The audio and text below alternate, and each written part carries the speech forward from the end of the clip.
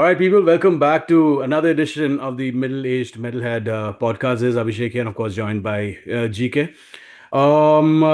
This is the second episode of the Biweekly Blastbeat. Essentially, what happens is we just shoot the shit, let you a peek into usually how most of our conversations are. So GK, how have you been? How has the last couple of weeks, in fact, been for you? Yeah, pretty good. Yeah, nothing special really. Just the usual work scenes and listen to a lot more music than I usually manage to cram in. Mm. So that was good. But otherwise, all peaceful. What about you? Yeah, same. Lots of the work has really picked up because of the festive season, you know. Aha. But aside from that, I mean, yeah, from a musical perspective, I have I mean, we all heard the new Paradise Lost album, which is the review of which was posted on this group as well, and that led me to revisit a lot of the older stuff also. So from a new perspective, not a lot of new albums that I would usually wouldn't want to check out. But yeah, we'll speak about some interesting releases that have happened over the past couple of weeks that we have dove into. Essentially, I've also this year has been relatively low for me when it comes to movies. Ah, But I managed to watch three, in fact. So two which I absolutely despised, and one which I was surprised by. Like how good it was. Essentially, the first ah. movie which disappointed me was fucking Sinners. Yeah, we've Oh, okay. discussed it offline also, but I thought Ah, like that movie was a mess. I mm. felt personally. And the second movie which disappointed me is because I loved Zack Ryder's previous film, Barbarian, was Weapons. Weapons is Oh, okay. essentially fucking a movie which tries to be smart, but for like the dumb fucks. I mean, what the fuck was going on? Anyway, have you watched any of these two? Yeah, yeah. Sinners was okay. I wasn't disappointed by it, but I prefer the first half to the second half, I think. And the vampires felt the entire horror element felt completely unnecessary. It Yeah. could have worked much better as a period drama, I felt. Weapons, I haven't seen yet. I loved Barbarian. I thought that was a great first film, but I was Mm. actually looking forward to Weapons. Yeah.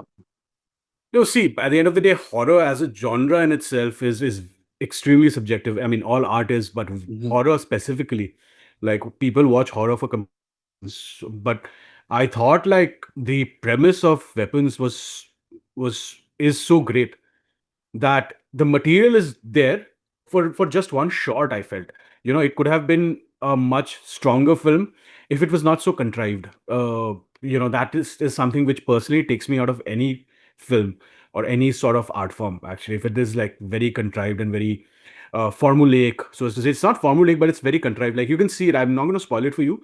It's a movie which I would definitely ask you to watch, considering that you've loved a thing, because and solely for the direction and the art design, etc., all of that is fantastic. Just Oh, that the thing about Sinners, I thought like they threw there. I don't think like it really worked from that perspective, because there were a lot of things which were left unanswered. A lot of plot threads which went nowhere. I personally thought I loved the original version of Sinners in the mm, 90s when it was called From Dusk to Dawn. I think that's a far superior film by Robert Rodriguez, starring Quentin Tarantino and George Clooney, with Salma Hayek as well. And I think if you've liked Sinners, you should definitely check out From Dusk Till Dawn. That's a yeah. fantastic film. I was pleasantly surprised by, and because I have given up on this genre completely, was by Fantastic Four. Yeah? It was like, Oh, yeah, okay. yeah, like fucking fag end of the MCU. Mm, And I wouldn't say it blew my mind, but they got the tone of the, as you can see, big yeah. fan of the first family. But I thought they got the tone absolutely right. And that is something which was like I was worried about, because they can come across as very cheesy. Yeah. Even in the comic books, it's very 60s dated Yeah. stuff, Yeah. but they nailed the tone. So I would recommend that you check it out as well. Oh, okay. Cool. Has it started streaming anywhere? Yeah, yeah, yeah. I obviously got Oh, it from usual aha. sources, but yeah. Uh, Cool. it has started to stream. Oh. But yeah, that's more about. We'll start off on a sister channel about the films that we watch, and but on that note, what music have you been listening to, GK, over the past 2 weeks? So, I guess two albums that both dropped just a couple of days ago. Mm, One is, of course, the new Amorphis Borderlands. yeah. I've been thoroughly enjoying that one. 15th full length from the band now. Mm, And they've pretty much settled into a groove, right? It's like yeah. ultra melodic, it's keyboard led, it's super catchy. It's very clean. I wouldn't even call it extreme metal anymore. Sure, there are some kind of growled vocals for accent, but it's really just modern prog rock and really, really good. I'm like thoroughly enjoying that album. Really strong and yeah, I think maybe my favorite after Under the Red Cloud. Yeah, that was Yeah, one. Under the Red Cloud, even I enjoyed. Yeah. Yeah. The other one is this band called Cosmic Reaper. Hmm. Right? The second album, American Stoner Doom. Yeah, I guess you could say Stoner Doom, sort of in the Electric Wizard headspace, but with a little more, not just aping Wizard, but they've started to find their own sound, I'd say. S- You're right. Bits of trad metal there, some grungy grooves, some huge fucking riffs, nice clean vocals. They're not doing anything particularly new, Mm, but the second album is quite nice. And also, they're on this label called Heavy Psych Sounds, which, if you're into this whole stoner, sludge, psychedelic kind of genres or spaces, then that's a label that everybody needs to keep an eye on. They're kind of mm, like transcending obscurity just in the sheer number of releases that they put out. mm, But this year they've had a really strong year. So there's the new Dead Meadows is on it. Margarita Death Cult's album is on the same album. I mean, same label. mm. They've been reissuing this fantastic South American stoner doom band called Mephistopheles. I think Yeah. all three albums are out on Heavy Psych. So really solid label, something to keep your eyes on. Yeah, What so about you? I heard both of these albums. I felt like both of these albums were a little, like you touched upon as well, a little bit predictable, Huh. especially the Amorphous one. And for the Cosmic Reaper album, I thought like for a doom metal album, the production sometimes goes into the ghost territory. Like it's a little too shiny, a little bit more, Oh, a little more grit would have elevated the album like a lot. huh. But overall, a very very strong second outing. I kind of enjoyed the first one as well. I can't remember the name of it, but yeah, there is a lot of balance as well between. There is a lot of heaviness in this album, like you mentioned also, Yeah. but there is that space as well. There are moments which the guitars are breathing. There are riffs which are airy. So I think like this is a. I'll definitely check out most of the other albums as well. Mephistopheles is a band, of course, I'm familiar with, but the other albums also I should definitely check out. Heavy Psych Sound Records. That label. For coming to Amorphous, I thought, yeah, I mean, at the end of it, right now, you know what you're going to get. It's a McDonald's meal right now with Amorphous. Yeah. Yeah. They are at a, you either take it or you can discard it. They are not reinventing the wheel, and they're not going to also, because this is a commercially proven formula. I particularly like this. There's a song called Dancing Shadow on it, Mm. which has like a very nice mid-era Paradise Lost feel to it. Huh. So I absolutely love that, and I hate bringing up this band all the time because this Paradise Lost and fucking Metallica that dominates our conversations. But yeah, I think. But one thing about the Amorphous record, just like Under the Red Sun, also, the second half of the album kind of, they also have that. Editing issue, I feel. The Really? second half of Oh, the okay. album, I I felt thought like I've heard it twice, and I felt huh. like the second half of the album kind of sags. Like, Okay. and some songs like Lantern, and they are like very Huh. predictable, very safe. But aside from Oh. that, a solid 3 out of 5 album, yeah, both of them. Uh, and that's like 70% great. So might as well, Huh. you could be listening to something much more, much worse than this. Huh, Um, definitely. But Amorphis' second half of the album, I thought was particularly strong. Oh. So yeah, I really enjoyed it. I loved how the way the songs progressed and how the entire album closed also. So I was actually Yeah. like for a almost 50-minute album, I was completely engaged throughout. Hmm. So yeah. Yeah. Well, Cool. so yeah, but definitely not an album to scoff at. It's definitely something which I would recommend that you check out. This has been a very good year for Doom. I feel, like last couple of years have been very good for Death and Black primarily, but this year has been very solid and very very strong releases. One of which I'll be speaking about now, which is the November's Doom album. Yeah, I thought Major Huh. Arcana fucking, to quote Anirudh, belter of an album. They've been, and November's Doom has been around forever. I mean, they have been always skirting and flirting with that Death Doom moniker, but primarily I feel like they're neither. They're not too death metal to be that, and not too doom metal to. I mean, they are doom, but they lack that heaviness. I feel, to be a death doom band. But there is this. The standard of this album is Paul Courier. The man is 62, and the vocal lines on this album, everything else is fine. It's just the vocals that just take this album to another level. They have that signature sound. They don't fuck around with it. And they play a little bit too, sometimes too strongly into the predictability.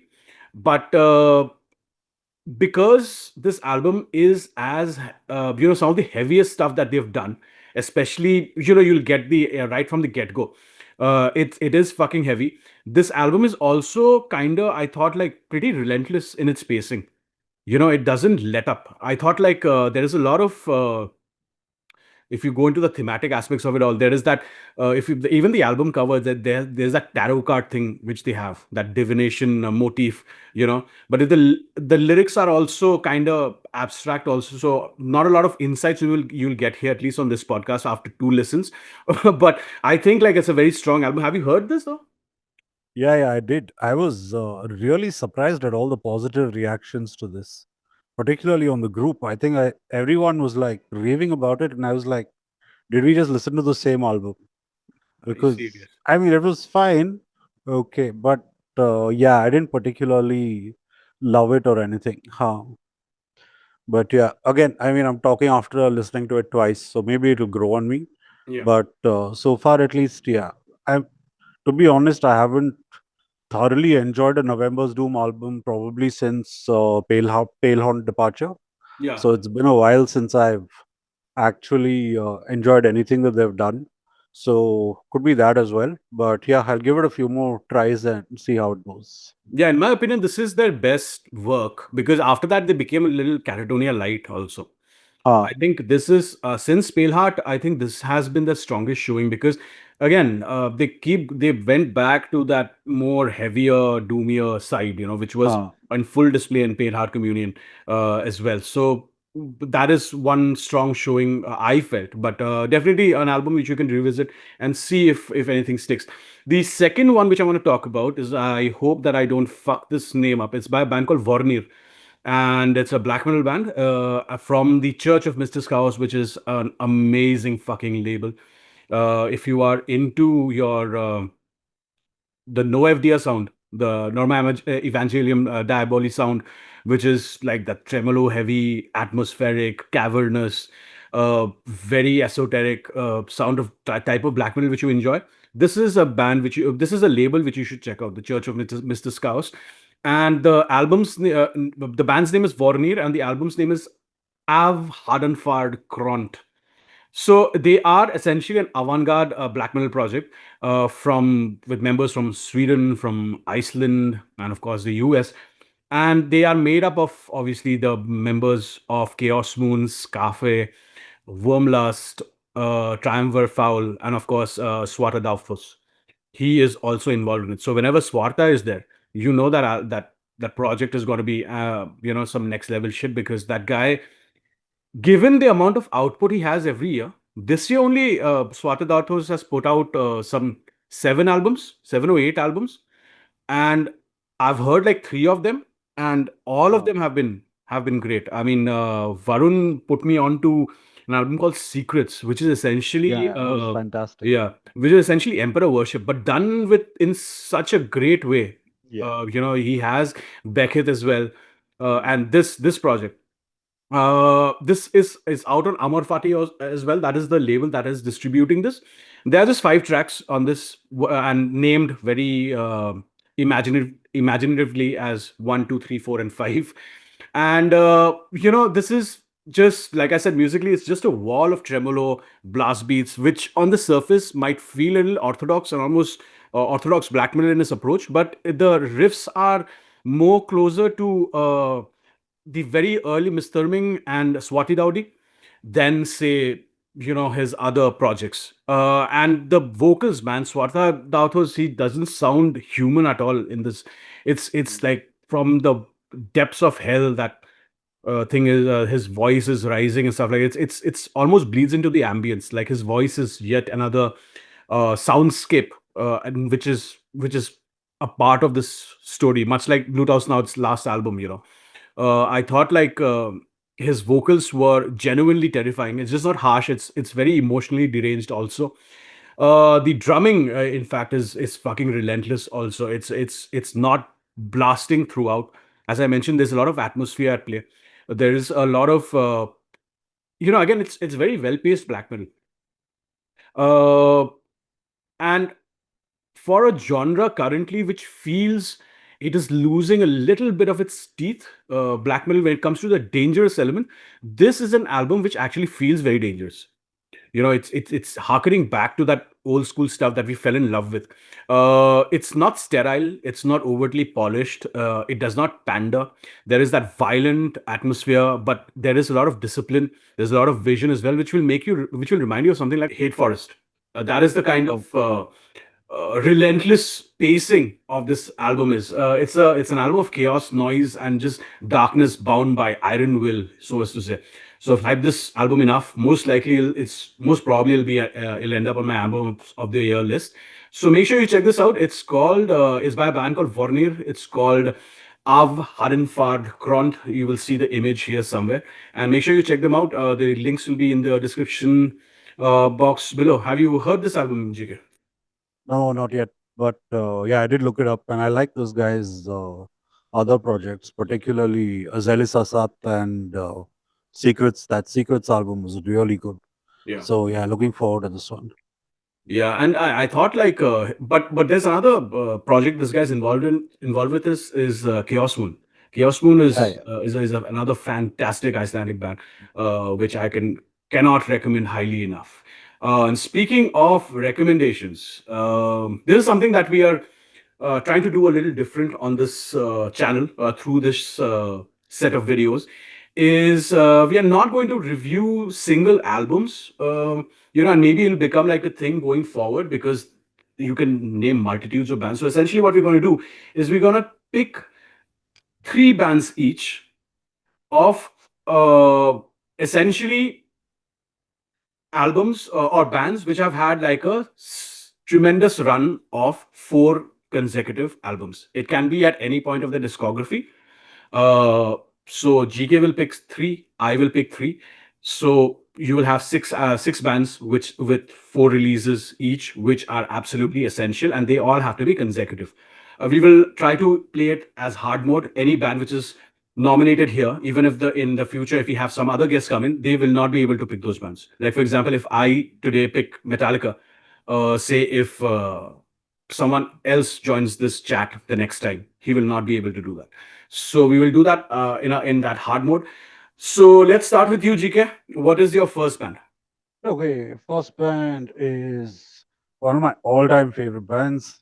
So this is Voivod, starting from 1987 with Killing Technology.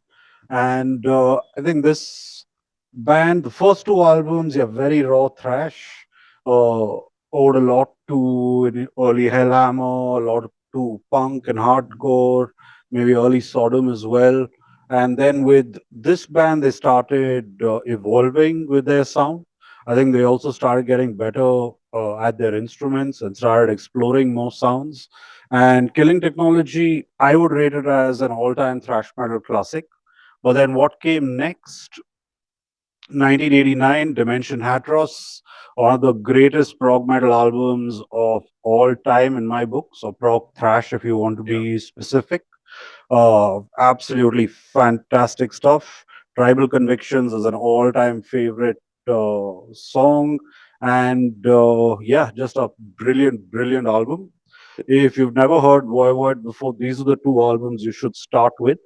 But then came Nothing Face, Nothing face. which is absolutely brilliant. You know, they moved away from thrash metal at this point. It was still metal, but the riffs are very dissonant.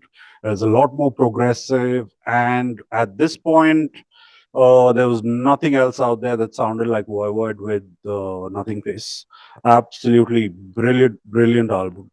This one, of course, is a reissue, but fun story is I was at the Hellfest market in 2016, Mm. right? And I saw an OG pressing of Nothing Face, which was about 40 euros. And I'm like, oh man, 40 euros is like way too much. And it was like a lot of money back then. And so I put that away and I got OG pressings of the first Metal Church and a Mekong Delta album instead, right? So two records for the same 40 euros. And I was quite happy with it. But it was a decision I regretted like pretty much right through. So when I'm regretting the, it right now. huh? I'm regretting it right now on your behalf. Yeah, it was like when then the reissues finally got announced, right? Because there was a lot of complication with Yeah. the licensing because they were on noise and all of that shit. And there was so much FOMO that I ended up getting two copies of the reissue. Nice. So yeah, but after that, finally to end that four album run, Angel Rat. Again, here they actually moved into a hard rock sound, I would say, Yeah. but still very progressive, still incredibly adventurous, and just yeah, like I said, one of my all-time favorite bands, and fantastic four-album run. And I would go one step further and say this could have been a five-album run as well, because one of Mm. my favorite Voivod albums is the Outer Limits, which came after Angel Rat, Yeah. and that has a song called Jack Luminous, which is just brilliant, right? Mm. And if you're into that whole prog rock, prog metal kind of sound, Voivod is an absolutely essential band, and particularly, actually, all five of these albums just absolutely kill it. So Voivod is my first pick. Yeah, Yeah. So every time someone asks me, like, what does Voivod sound like? I always tell them, like, if you took Rush and made them drink with Venom and asked them to play Motorhead's instruments, that is essentially what Voivod, or at least till Nothing Face, Voivod would sound like. After that, I think on Angel Rat, it was, I think back then, from all the reviews, etc., I've read, I think the fans were also left a little confused because of how yeah, psychedelic, yeah, almost alternative this album was. yeah. I found out about Voivod was through an interview that Jason Newsted had given. Ah, Excuse me.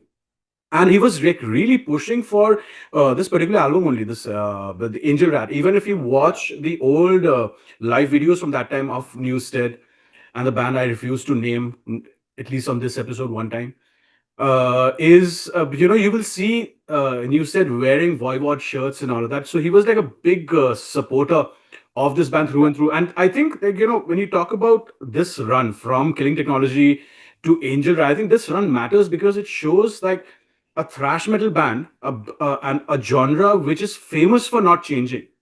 yeah, And when it changes, you are labeled a sellout or whatever the fuck. But it shows how a thrash metal band can actually mutate. I won't even call this an evolution, it's a mutation, and I mean this in the best possible way. While other thrash acts were actually doubling down on speed or chasing radio play, Voivod were actually creating something entirely new when it came to progressive rock and experimental rock, and metal. Bands like Meshuggah, you take Mastodon, and even Gujira, they owe Voivod like a huge debt, yeah, because an absolutely essential band. So now is my turn. yeah. So one band which I obviously preach almost now about is a band called W.A.S.P. So my so let's moving from the Canadian wilderness to the Sunset Strip. My pick for the perfect run uh, of albums, my first nomination is W.A.S.P. Starting with W.A.S.P. the self-titled, which you can see behind GK from 1984, The Last Command in 1985, Inside the Electric Circus in 1986, and The Headless Children in 1989. It is a run that showcases glam metal's grit, its growth, and the absolute cojones of that this genre is obviously relegated to. This genre is thought, whenever you think about this, you're thinking big hair, spandex. Not a lot of people think about this genre as it can be dangerous, it can be heavy. I think W.A.S.P. wipes the floor with all of these bands. You take your Motley Crues, as much as I love Guns N' Roses, take Guns N' Roses. W.A.S.P. is a different beast. The self-titled debut album in 1984 was essentially, I hate the term, but it is shock rock. Tracks like I Wanna Be Somebody, Love Machine, were anthems that were built for MTV. But since they looked a certain way and they were a little bit more dangerous, they never really got that MTV play, that heavy MTV play, which their peers did. Blackie Lawless, of course, has a theatrical, almost menacing presence on everything which is related to W.A.S.P. Even to this day, with like he used to throw raw meat at the crowd, like fucking blood, saw blades. Their live shows are stuff of legend. Then came the Last Command, tightening. It was much more a sonically tight album. You had stuff like one of the greatest, as JP would say, one of the greatest ballads of all time, Wild Child. There is Blind in Texas, Widowmaker. This is W.A.S.P. proving that they weren't just a gimmick band. They weren't just shock rock. They could actually write, to this day, some of the biggest hooks that has ever been laid to tape. Then came Inside the Electric Circus, which is often considered, this is the album out of the four that I go back least to because it's a little bit cliched, but this album has 95 Nasty, it has Shoot from the Hip, it has maybe the band is still ruminating on that idea which brought them to the dance, but it is also an essential listening because it plays into very heavily into what will happen next, which is 89's Headless Children. I think the reception of Inside the Electric Circus, where people start with all the controversy which happened just after this. Remember, Live in the Raw came out, which catapulted them into controversy and fame as well. One of the greatest live albums of all time. I think they that started to play a little bit more heavily in the way uh, Blackie started to take himself and his music. This is in Headless Children is where W.A.S.P. became a little more serious. Instead of that sex and sleaze and all of that, they were writing songs about politics, about war, about social decay. Their title track, The Real Me, which is a cover of The Who, showed a real depth which nobody expected from a band which was just dismissed as shock rockers. And all of a sudden, everyone started to take these guys seriously. And so, why, in my opinion, is this run iconic? Because it shows in real time the evolution of glam. Was just started off as a dirty, outrageous band from the LA Strip. But by their fourth album, they had written some of the most mature, ambitious metal records of the late 80s. From that arc in itself is very rare. So, one of the greatest bands of all time, one of my favorite bands of all time, I can talk about W.A.S.P. any time of the day. Absolutely genius band. Your thoughts, Chicken? Yeah, fantastic band. I absolutely love them. Uh, I think brilliant, brilliant four album run, and you could very easily add Crimson Idol as well, right? Yeah. I absolutely adore that album. That was my entry point to WASP, and yeah, fantastic band. Blackie was always, he was the dangerous guy among all the Yeah. that Sunset Strip frontmen. Like Mm. Axl Rose may have been more controversial with his statements and his lyrics and things, but WASP always felt more real, and that was because of Blackie, and I would say to a certain extent, especially on these four albums, Chris Holmes, Chris Holmes. fantastic lead guitar player, but Blackie's songwriting, man, on these 4, 5 albums was unmatched out of anything that came out of that whole glam metal, LA hard rock, heavy metal scene. I think WASP stands tall among all those bands. Yeah. Yeah. So whatever people think Guns N' Roses were, I think Wasp was that. You know, they Yeah. before Guns N' Roses came into the scene in '87, Wasp was doing this like 3, 4 years prior. And I think a Yeah. lot of their hooks are related to the fact that while a lot of these guys were transporting blues and all of that, you know, if you break down Wasp songs, these are essentially Elvis tunes. You know, they are rockabilly songs, which Mhm. is why the hooks are like so massive. You know, and they even right now when I'm talking about it, I can hear the riff of Wild Child in my head. You know what I mean? So, Yeah. Yeah. it's a band that is, if you love that kind of music, and it is essential heavy metal to listen to. You know, you can't call yourself a metal fan and not at least have heard one Wasp album in its entirety. But I would recommend all four. The first four Wasp records are stuff of legend. Up to you, GK. What's your next pick?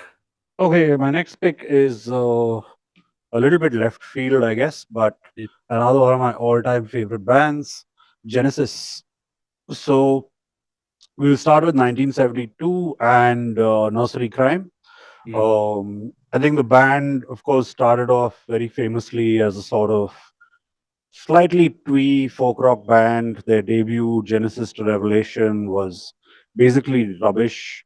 Their second album, Trespass, they started putting in some prog rock elements, started finding their sound, particularly with the song called The Knife, which went on for about 10 odd minutes mm, and started to kind of give them the direction that they would go on to later. But Nursery Crime is when Phil Collins and Steve Hackett both came into the band, and the sound really started to solidify, right? yeah. And this is also, I would say, I don't know if you can see this, but weird as fuck album art. Yeah. With, yeah, and With the crochet and all of that. Yeah. yeah, A yeah. croquet. With and croquet playing with severed heads, and just a brilliant, brilliant album. And yeah, this was the start for me, at least, of their classic prog rock run. And things started to move very, very quickly. Next up, 1973 was Foxtrot, which is even better than Nursery Crime, which in itself is a brilliant album.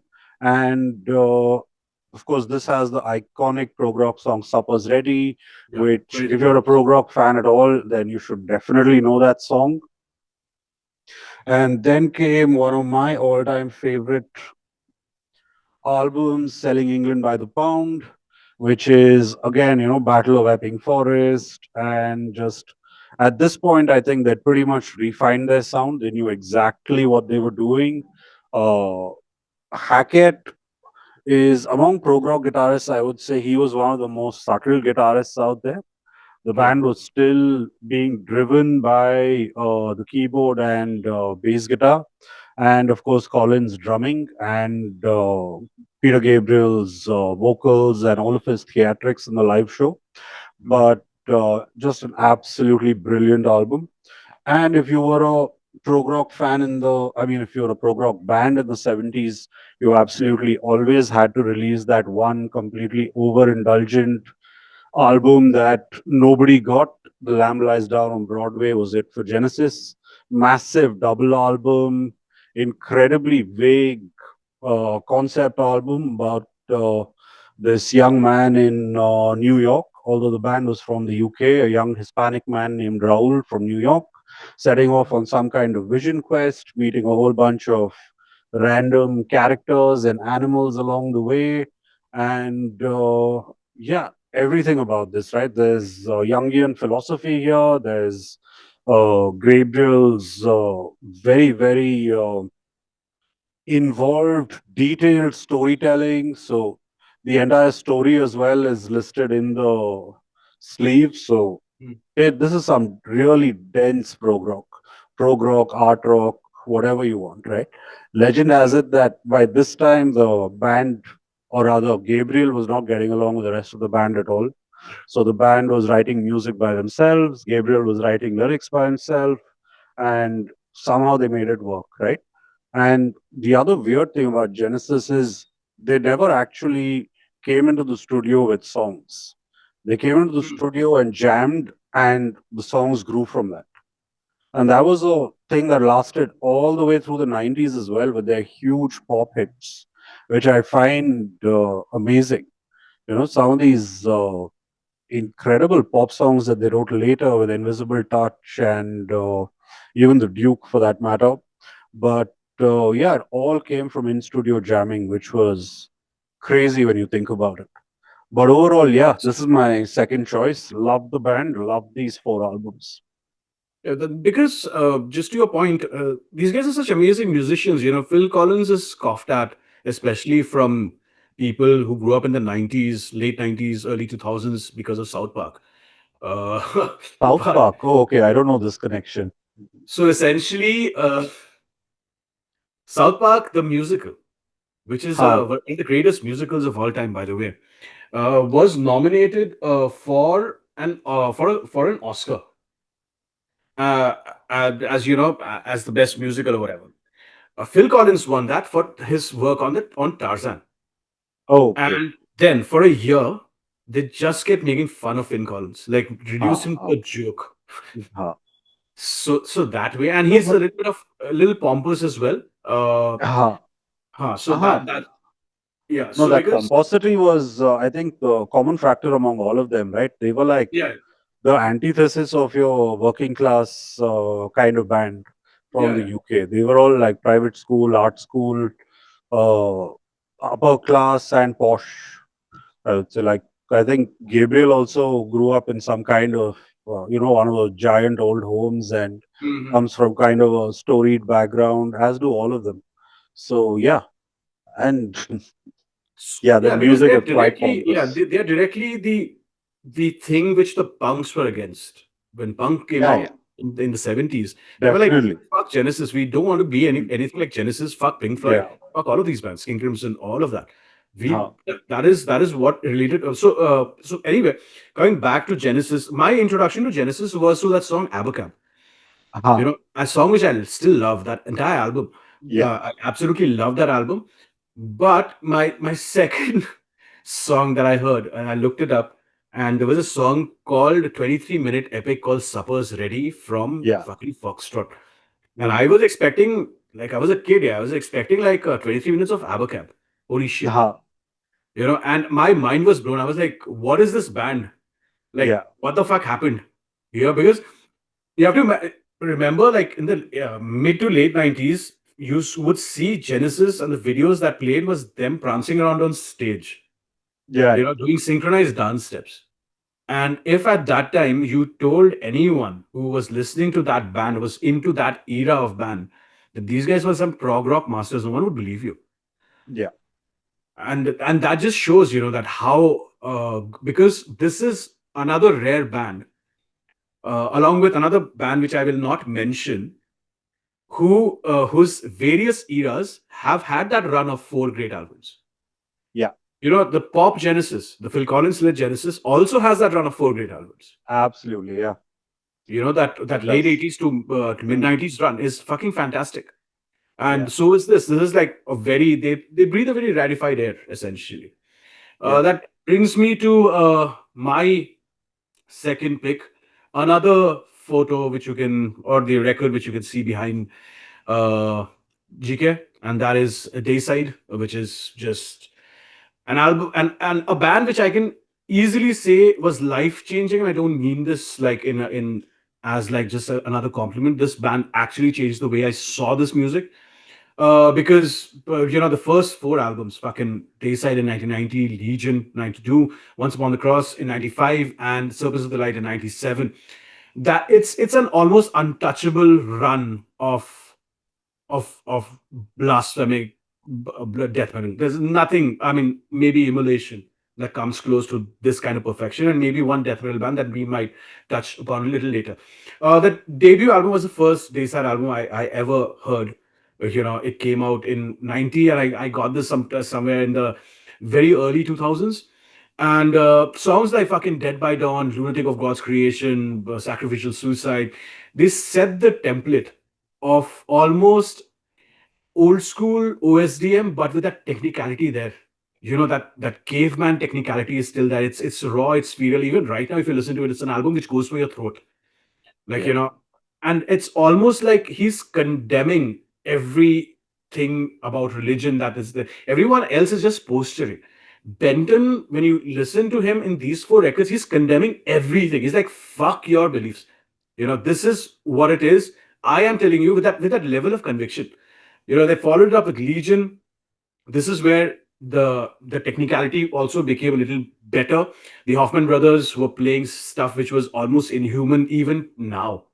It's dissonant, it's angular, there's constant tempo shifts, some of the most twisted songwriting in early death metal. The lyrics can come across with 2025 eyes. They can come across as a little bit on the not cheesy, but a little bit edgy. But I think that is the point of this kind of music. Once Upon the Cross is where I felt it was a throwback to the first album made for straightforward brutality. With that again, with played with that amount of precision, Yeah. with tracks like "With Satan Rules This World." They are like live staples now. The original cover actually was a graphic. The original cover is one of the most epic album covers of all time. With him with Jesus laid out on the autopsy table and blood splatter all over. The uncensored version, of course, is the one which is more iconic. I would love to have a shirt of it. So if anyone knows, please let me know.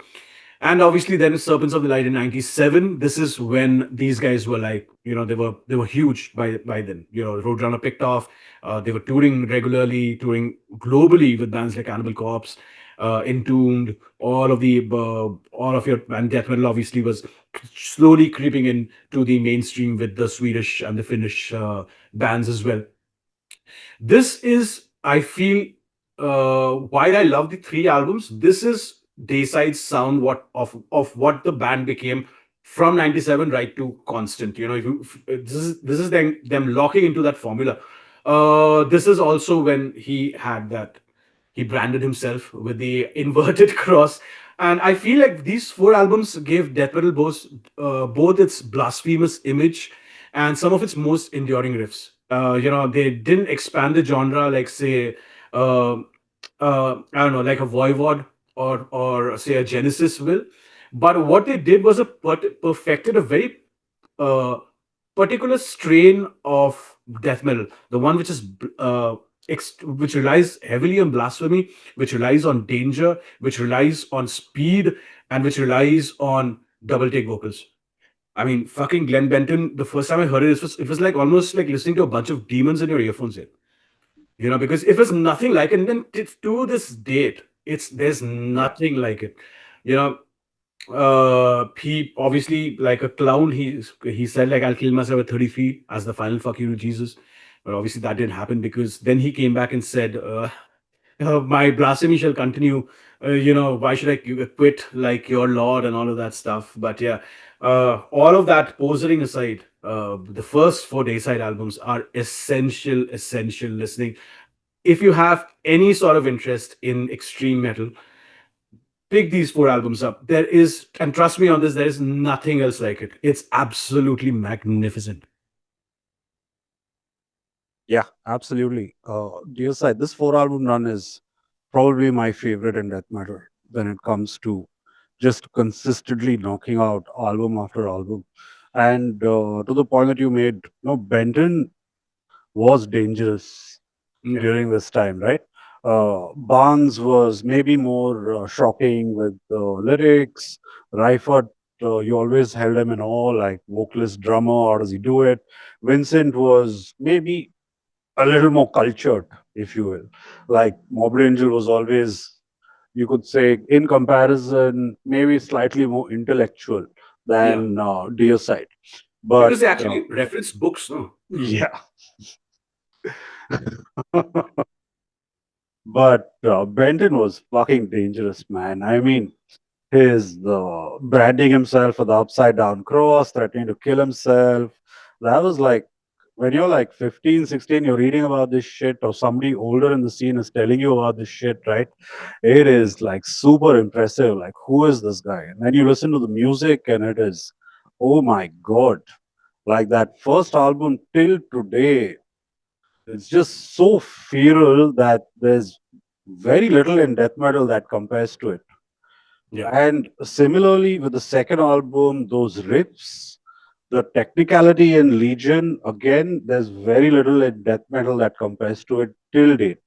You can Yeah. take all the modern technical death metal bands, but you will find it hard to find something that sounds like Legion does.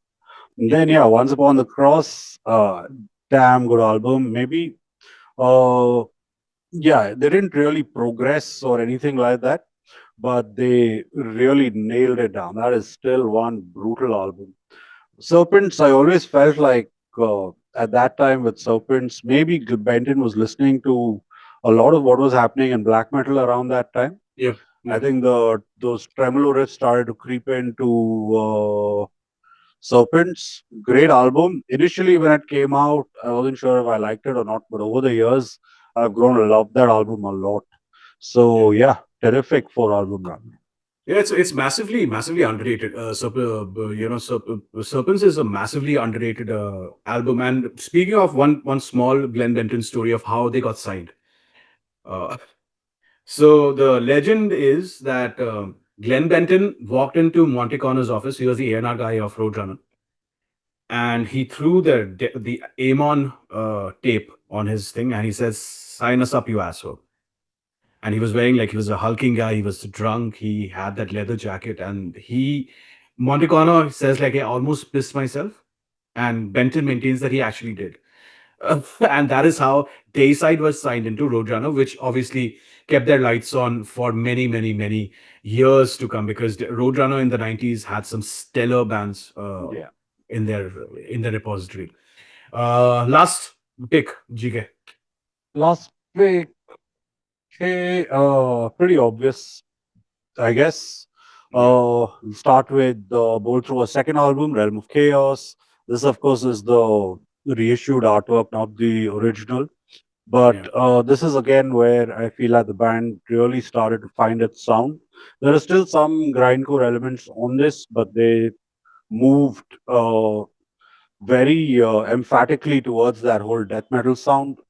Mm, Great album. And that was followed by my personal favorite Bolt Thrower album, War Master. yeah, Absolutely love that artwork as well. And the melodies started coming in here, right? The melodies, the harmonies. yeah, And this pretty much has no trace of their grindcore punk roots at all. This is pure 100% death metal. Brilliant stuff. And also where their songwriting really defined itself, I would say, or where they hit upon the formula. And that formula, I think, was perfected here on yeah, the Fourth Crusade. And just another brilliant set of songs, probably their most iconic record, although, yeah. and my first introduction to the band as well. I think there used to be this, or there still is this store called Ram's Music in Utility Building in Bangalore. That was where I got a pirated cassette of the Fourth Crusade, and it was all on one side of a 45-minute blank tape. And it was Mm. only years later when the internet came that I realized that Ram had only copied the album from song 4 onwards. Oh, wow. So for the first 10 years or so of listening to the album, I'd never heard the first three songs on the album at Oh, all. the most legendary songs you had never Yeah, heard for I'd never decades. heard of. Till I might got the internet and downloaded the album again, and I was like, "What the fuck am I listening to?" Right? And but yeah, those were the days. And then finally, For victory. the four album run for victory. Maybe the most melodic of the lot, Yeah. and yeah, just Groovier as another. well. Sorry, This is the most groovier, the groovy. Yeah, grooviest. for sure.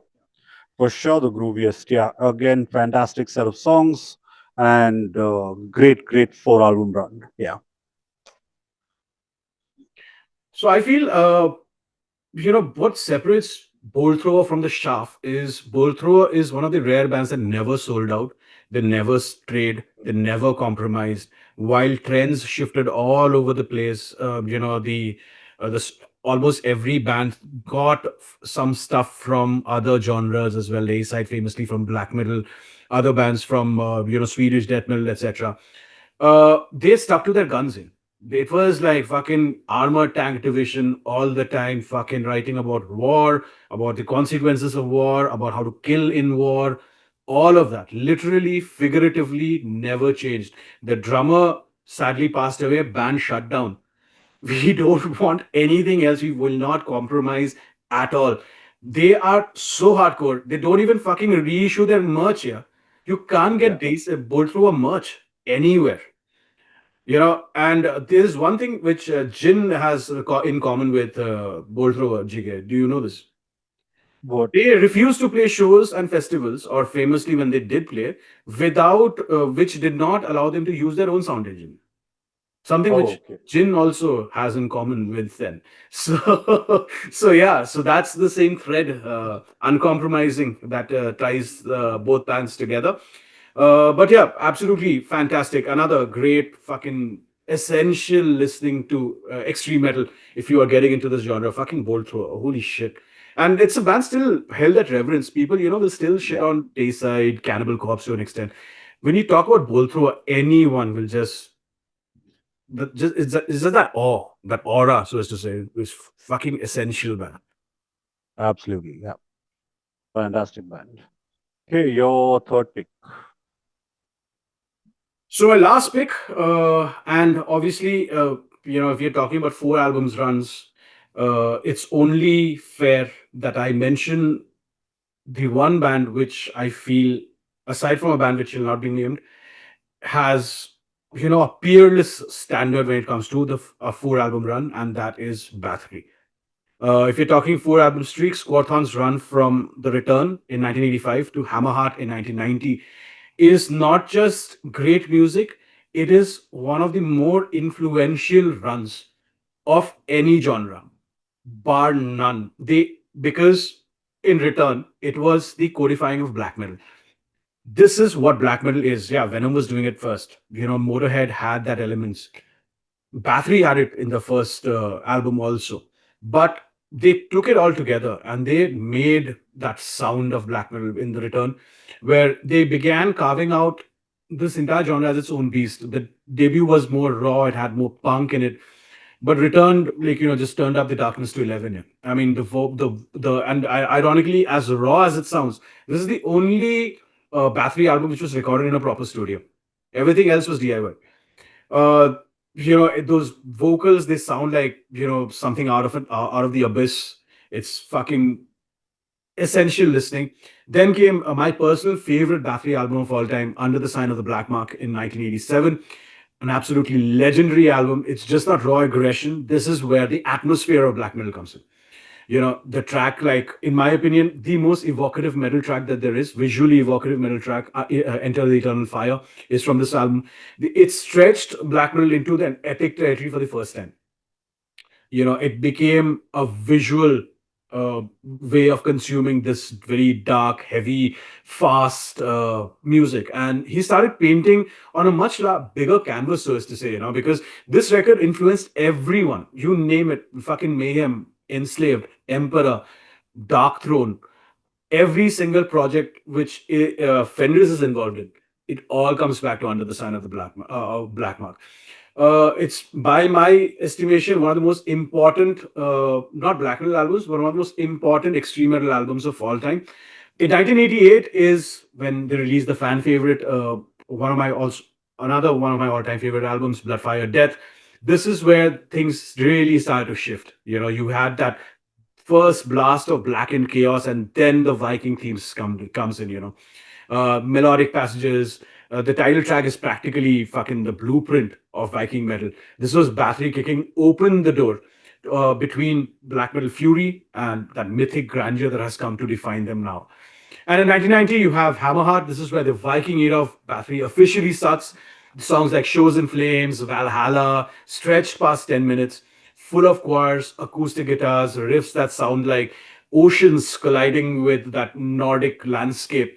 Critics, I mean, we look back now, and when you read those reviews, you almost would like to be transported at that time and understand, like, what the fuck was going on, what was that initial reaction as, because this is a band which was doing something different in every album. because no one knew at that time, like, what the fuck is going on, you know?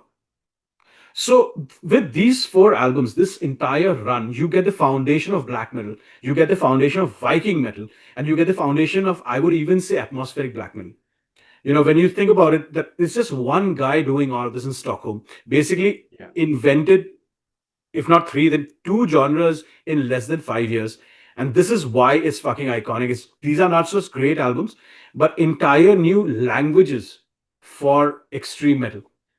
Uh, small story aside, Quathon, in fact, is famously did all of this basically by himself. He had like a few hired hands, but he wrote everything by himself. All that imperfections which you hear on these albums, the reverb, the hiss, the uneven mix, became a part of the aesthetic, which became like such a huge thing in the 90s when the second wave of black metal started coming. So I think an absolutely essential, one of the most legendary runs of our time. Your thoughts? Yeah, absolutely. Return was the first Bathory album I heard. Absolutely blew my mind. Like till today, I'd say one of my all-time favorite black metal albums. It'll be in my top 10 anytime I make a list. And after that, it was Blood, Fire, Death, which again blew my mind, but also because I missed Under the Sign of the Black Mark entirely for a long, long time, right? And it was just the progression between the Return and Blood, Fire, Death for me was so huge. It was almost like, is this still the same band? And it was, right? It was just, yeah, like you said, this one guy doing all of this and absolutely brilliant. Then I heard Hammerheart, which was again, you could say a progression from Blood, Fire, Death, but also completely different at the same time. Like, this is the one with One Road to Asabe, right? Yeah. Yeah, I mean, The music video fantastic. too. Yeah, absolutely fantastic album. And it's like he took everything about Blood, Fire, Death and made it even more epic, grander in scope, huger in scope. There was this almost cinematic level of songwriting on this one that was just fantastic. It was after this that I finally got to hear Under the Sign of the Black Mark. And of the four, I would say this is still my least favorite, but that's not saying a lot because it is pretty much a perfect black metal album. It's just that my entry points were probably a little skewed, you know, Mhm. but yeah, fantastic four album run. I would say, does this band also have another, like you could probably say, Hammerheart, Twilight, and take it from there for another perfect four album run as well? But Yeah. overall, yeah, fucking brilliant band. Yeah, I think from Destroyer of Worlds is again from where another four album run starts. You know, Ah, because in between Octagon and oh the yeah, early Requiem. thrash metal album Requiem Yeah, yeah, was a little all over the yeah. place. But aside from that, yeah, another legendary band with a relatively small discography, uh, putting Mm, out putting out like four absolute magnificently important albums. You know, yeah. which I think is key here. Anyway, so yeah, thank And you, GK. were they Yeah, go ahead. was Quorthon the first bedroom black metal project? 100%. 100%, right? Yeah, and to consider the music he made, like, holy fuck, that was something really special. Um, I don't know who is in charge of his production, you know, because they still have the rights to Black Mark, yeah, yeah, Black Mark Black Mark, was yeah.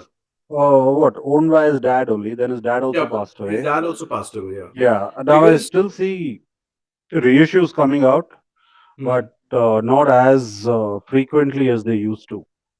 Like for a hmm, while, even like 2 3 years ago, at least the first four albums used to get reissued all the time, and there used to be multiple versions of the albums as well on CD, vinyl, cassette. I don't think he ever did, but yeah, CD, vinyl, there were plenty of reissues.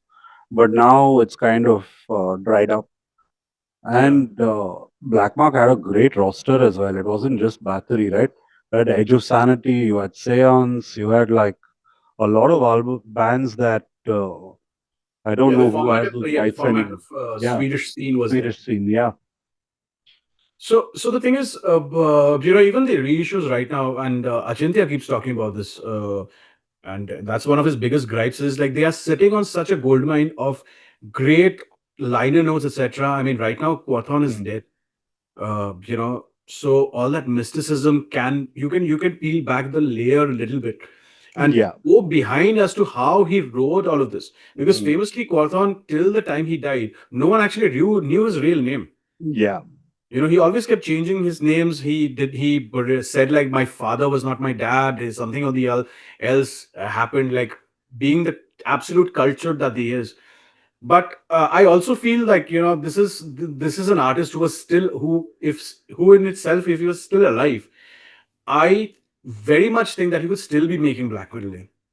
A different yeah, strain of it maybe, mm. but a lot of people argue that probably he would have moved into, say, the more industrial side of things and done things a little differently. But I still feel like his I mean, he did, but he did it under his own name. Na? He had like that old grunge album, yeah. grunge album under his own name and things. Yeah.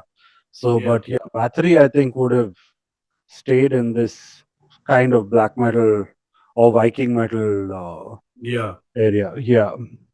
Yeah. But yeah, And Fenris terrific. says a last note before we wrap up for the day. Fenris says a very important note was what made Quathon so different is he hated the whole scene, which is Mm. why he was never a part of it. He never played live, never did, very rarely played live. He didn't want to associate himself with anything, which is why every time something got popular, he changed Bathory's sound completely Yeah. all the time. So when black metal started coming into the fore after the return, he switched it up with Bloodfire Death and stuff like that.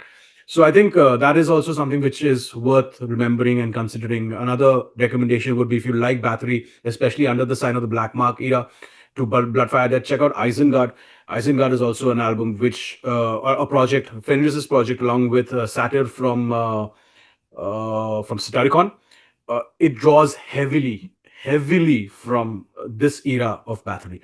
If you like that shit, please check out Isengard as well. So on that note, GK, thank you so much for doing this, and I wish everyone a very happy festive season, and to you too, GK, to you and your family.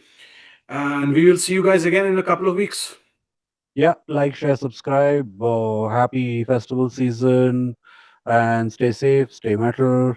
Cheers. Thanks, Abhi. See ya.